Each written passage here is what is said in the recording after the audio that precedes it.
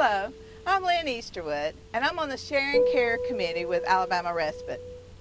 Caregivers have a difficult time. They're trying to take care of someone 24/7, and it's difficult for them to do the things that we take for granted, like going to the grocery store, going to the bank, going out to eat with friends and relatives, or just resting. Today we're going to be hearing from some caregivers, and they're going to be sharing their stories and also the plight of being a caregiver.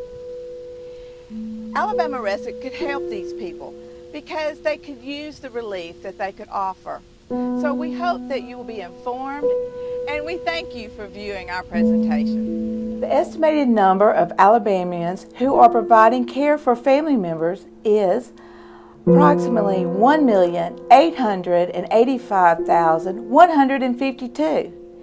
The estimated number of caregivers in Madison County alone is 135,287. New studies indicate that 39% of the population in Alabama provided care during this year. The Research Center for the National Respite Network gave this information. According to this research center, the Pew, as it's called, this could include helping with personal needs, household chores, finances, or simply visiting to check in. Is the care that might have been provided with the respite services. My name is Joel Farbman. I had a daughter and a twin. She had a twin as well, a son. They were born 17 weeks early, so they were only 23 weeks along gestationally. My son, unfortunately, he didn't survive. He lived about a day and a half. And my daughter had multiple medical problems. Her name is Rachel, his name is Raymond. She had some brain bleeds, which happens a lot of times when they're that premature. A host of other medical problems. After 95 days, she did leave the NICU. She went home on oxygen. So that was difficult to deal with initially. Even when we were in the hospital, they couldn't tell us what her eventual outcome would be. We didn't know if she would be aware of her environment even. We didn't know if she could walk, stand up, talk, or any of that. So we went home not knowing what was going to happen. And my daughter, when she came home, we had early intervention. It was a great help. We were thrilled to have her home, but it was challenging, especially coming from an environment where she essentially had 24/7 care, and we could go home if we needed to and rest. Then we ended up with a child who needed to be monitored, needed to be watched. We had to call the doctor a fair amount, and it was just us. So that was a very challenging environment to be able to do that. I'm Anna Williams. My husband Leonard has congestive heart failure and other health problems. Now, it was yesterday morning. He thought he could stand up when he was using the bathroom and fell in the shower, and we had to call 911 to get some big strong guys to get him up because he weighs over 200 pounds. And I try not to pull on him because it makes my 71-year-old body hurt. Alabama respite service would be so beneficial to me because I wouldn't have to rely so much on my family but to do what they do. I shudder to think that I didn't have them and still had to do what I can. Everyday tasks, they're all, washing clothes, meal preparation. I get like I said earlier, I get real anxious.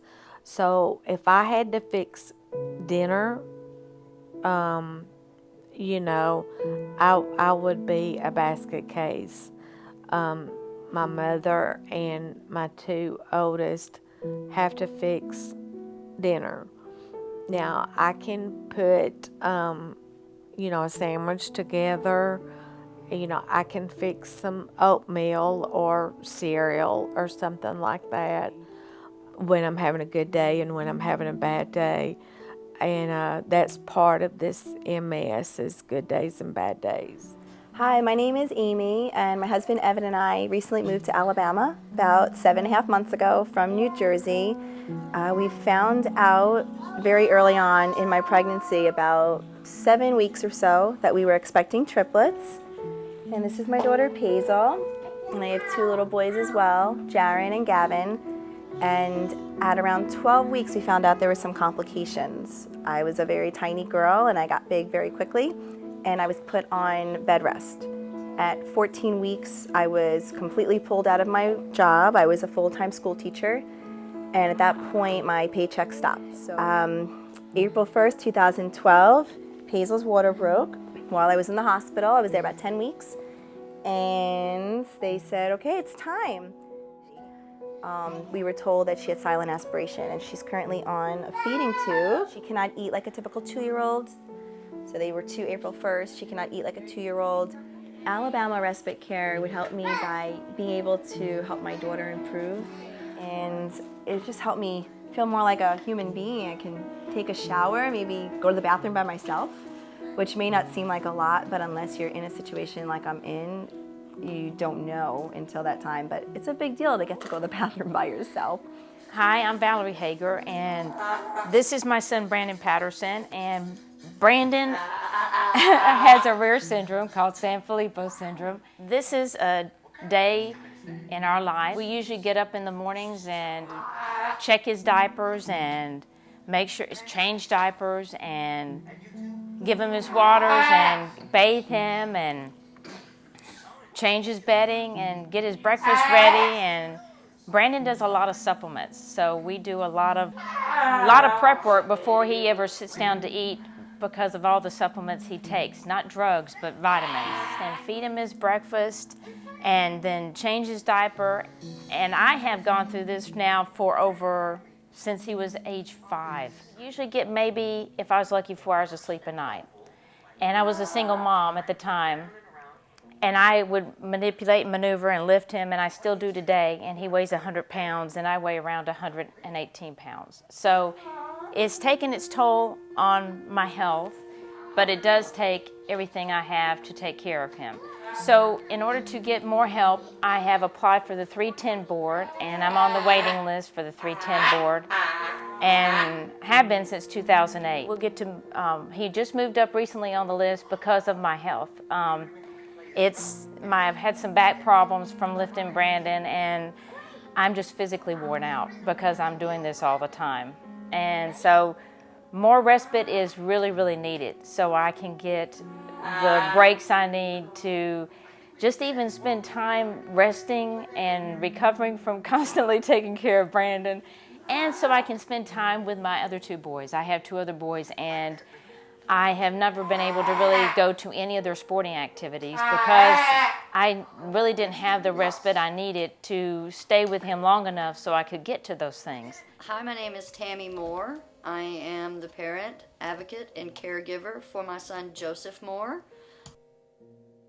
In a house with myself and his 20-year-old sister, who is a massive student and a massive help, and his grandmother, who is also a massive help. And between the 3 of us, we have to coordinate our entire lives because 2 people have to be with him at all times as he has drop seizures. My son Joe has life-threatening epilepsy. He's also severely autistic. This morning at 5 a.m., he had a very severe seizure. It is just myself as his main caregiver, his 20-year-old sister, and his grandmother. It is the 3 ladies who take care of him.